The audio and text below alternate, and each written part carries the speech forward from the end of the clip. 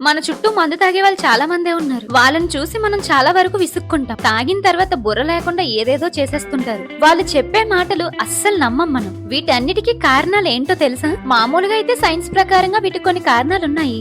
కానీ ఇతిహాసాల్లో కూడా దీనికి సంబంధించి ఒక స్టోరీయే ఉంది. అదేంటో ఇప్పుడు చూద్దాం. Welcome to my channel. నేను మీ ఛానల్.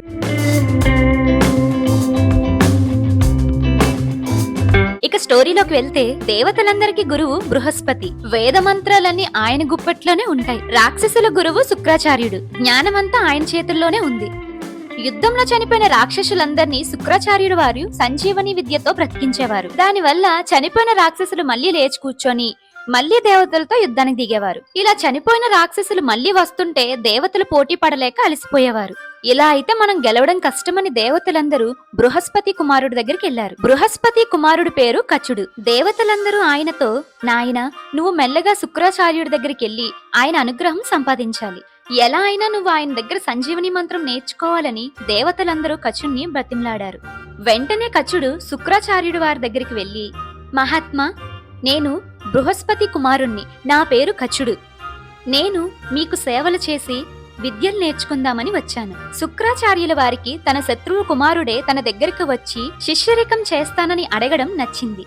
వెంటనే ఓకే చెప్పేశాడు. అలా శుక్రాచార్యుల వారి అనుగ్రహంతో కచుడు అదే ఆశ్రమంలో ఉంటూ విద్యాబోధనలు నేర్చుకోవడం మొదలుపెట్టాడు. శుక్రాచార్యుల వారి కుమార్తె దేవయానికి కచుడిపై ఇష్టం కలిగింది. ఆమె ఎప్పుడూ కచుని పక్కనే ఉంటూ కచునితో స్నేహం చేయడం మొదలుపెట్టింది. ఇదిలా ఉండగా మృత సంజీవని విద్య కోసం కచుడు తన గురువుగారి దగ్గరికి చేరాడని రాక్షసులు గ్రహించేశారు. ఒకనాడు కచుడు అడవిలో గురువుగారి ఆవులు మేపుతూ ఉండగా రాక్షసులు అతని పట్టుకొని చంపి ముక్కలు ముక్కలుగా కోసి కుక్కలకి నక్కలకి వేసేశారు. ఎంతసేపటికి కచుడు ఆశ్రమానికి తిరిగి రాకపోయేసరికి దేవయాని కంగారు పడింది. నాన్నగారు, చాలా చీకటి పడింది, ఆవులైతే తిరిగి వచ్చాయి గాని కచుడైతే తిరిగి రాలేదు, అతనికి ఏదో అపాయం జరిగింది, మీరే వెళ్లి రక్షించాలని అడిగింది. అప్పుడు శుక్రాచార్యుల వారు మంత్రం జపించి, నాయనా కచ, ఎక్కడికెళ్ళావు? వెంటనే ఆశ్రమానికి రా అని గట్టిగా అరిచెను. ఆ మంత్రం వినగానే కచుడు జంతువుల కడుపు చీల్చుకొని ఎప్పటిలాగే గురువుగారి ముందు నిలబడ్డాడు. దేవయాని వచ్చి అసలు ఏం జరిగింది అని అడిగింది. ఇలా రాక్షసులు నన్ను చంపి జంతువులకి ఆహారంగా వేసేశారు అని చెప్పాడు. అది విన్న శుక్రాచార్యులు రాక్షసుల్ని పిలిచి ఇంకొకసారి ఇలా చెయ్యొద్దు అని హెచ్చరించాడు. అయినా రాక్షసుల మాట వినే రకం కాదు కదా. మళ్లీ కచుడు ఒంటరిగా దొరికినప్పుడు తనని చంపేసి శరీరాన్ని బూడిద చేసి సముద్రంలో కలిపేశారు. మళ్లీ కచుడు కనిపించకపోయేసరికి దేవయాని తన తండ్రి దగ్గరికి వెళ్లి మొరపెట్టుకుంది. ఆయన ఎప్పట్లాగే మళ్లీ మంత్రం జపించి ఆయన పిలిచాడు. రాక్షసులకి చిరాకొచ్చేసింది. ఈయన్ని ఎలా చంపాలా అని ఆలోచించారు. వెంటనే వాళ్ళకు ఒక ఉపాయం వచ్చింది. శుక్రాచార్యుల వారు తీసుకునే మద్యంలో కచుని చంపి బూడిద చేసి ఆ బూడిద మద్యంలో కలిపేశారు. శుక్రాచార్యుల వారు ఆ మద్యాన్ని కాదనలేక పుచ్చేసుకున్నారు. ఈసారి మళ్లీ దేవయాని వచ్చి ఇలా కచుడు కనిపించలేదని చెప్తే శుక్రాచార్యుల వారు కచుని పిలిచాడు. కచుడప్పుడు శుక్రాచార్యుల వారి కడుపు నుండి స్పందిస్తూ, గురుదేవా, నేను మీ పొట్టలోనే ఉన్నాను. మిమ్మల్ని చీల్చుకొని నేను బయటికి రాలేను. అలా వస్తే మీ ప్రాణం పోతుంది. మద్యానికి అలవాటు పడ్డ మీరు ఆ మత్తులో వాళ్ళు ఏమిస్తున్నారో చూసుకోకుండా త్రాగేశారు. దానివల్ల నేను కాని మీరు కాని మనిద్దరిలో ఒకరే మిగులుతారు. నేను మిమ్మల్ని చంపిన పాపాన్ని మూట కట్టుకోలేను. నన్ను మీలో ఇలాగే ఐక్యమైపోనివ్వండి. మంత్రం జపించొద్దు అని వేడుకుంటాడు. శుక్రాచార్యుల వారు మహా తపస్సాలి, మహానుభావుడు. ఆయనే మద్యం మత్తులో తప్పు చేశారు. ఈ సురాపానం వల్ల ఆయన మోసపోయినందుకు ఆయనే అసహించుకున్నారు. అప్పుడే ఆయన ఒక నిర్ణయం తీసుకున్నారు.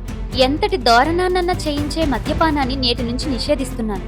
ఎవరైతే జ్ఞానం లేకుండా ఈ మద్యపానాన్ని సేవిస్తారో వారి నుంచి ధర్మం తప్పుకుంటుంది. వాళ్ళని అందరూ అసహించుకుంటారు, ఈసడిస్తారు. మద్యానికి బానిసైన వాళ్ళు జీవితంలో పతనమవుతారు. ఇది నా ఆజ్ఞ. దీన్ని అందరూ పాటించాలి. పాటించని వాళ్ళు సర్వనాశనమవుతారు అని శుక్రాచార్యుల వారు శాపం విధించారు. ఇప్పుడు కచుణ్ణి ఎలా బ్రతికించుకోవాలి అని ఆలోచించారు. ఆయనకు ఒక ఉపాయం తట్టింది. నాయనా, దేవయాని కోసం నేను నిన్ను బ్రతికించాలి. నిన్ను బ్రతికిస్తే నాకు మరణం తప్పదు. అందుకు ఒకటే మార్గం. నేను నీకిప్పుడే సంజీవిని విద్యను ఉపదేశిస్తాను. నువ్వు అది నేర్చుకున్న తర్వాత నా పొట్టను చీల్చుకొని బయటికి రా. తిరిగి నీ విద్య వలన నన్ను బ్రతికించు అని శుక్రాచార్యుల వారు కచునికి మంత్రం ఉపదేశించారు. కచుడు ఆయన పొట్టను చీల్చుకొని వచ్చి సంజీవని మంత్రంతో ఆయన బ్రతికించాడు. అలా ఆయన దగ్గర సంజీవని విద్యను నేర్చుకొని ఆయన దగ్గర సెలవు తీసుకొని దేవలోకానికి బయలుదేరాడు. ఇది ఫ్రెండ్స్, తాగుబోతులందరికీ శుక్రాచార్యుల వారు పెట్టిన శాపం. సో అందుకే తాగకండి, తాగి పడుకోకండి.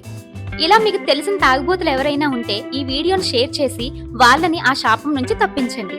ఈ వీడియో మీకు నచ్చితే వీడియోని లైక్ చేయండి, షేర్ చేయండి అండ్ ఛానల్ని సబ్స్క్రైబ్ చేసుకోండి. నేను మీ జాను.